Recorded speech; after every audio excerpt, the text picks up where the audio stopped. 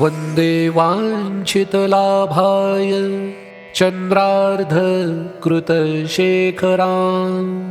वृषारूढां शूलधरां शैलपुत्रीं यशस्विनीं दधानाकरपद्माभ्याम् अक्षमालाकमण्डलू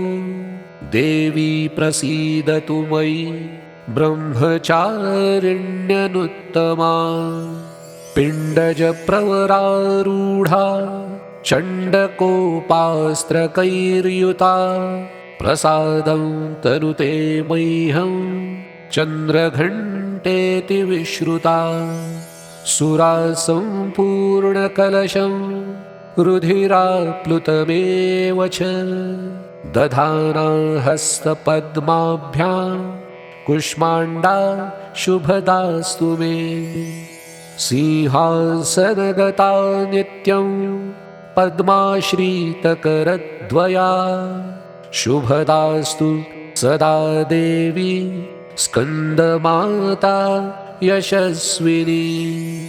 चन्द्रहासोज्ज्वलकरा शार्दूलवरवाहना कात्यायनी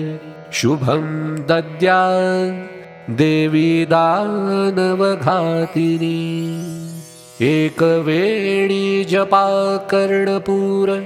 नग्नाखरा स्थिता लम्बोष्ठी कर्णिका कर्णी तैलाभ्यक्त शरीरिणी वामपादोल्लसल्लोह लताकण्टकभूषणा वर्धन्मूर्ध ध्वजा कृष्णा कालरात्रिर्भयङ्करी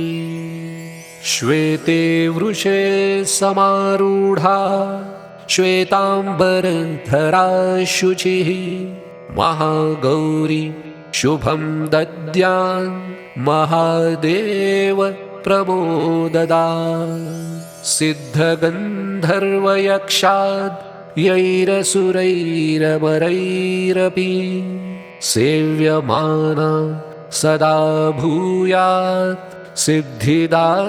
सिद्धिदायिनी इति नवदुर्गास्तोत्रम्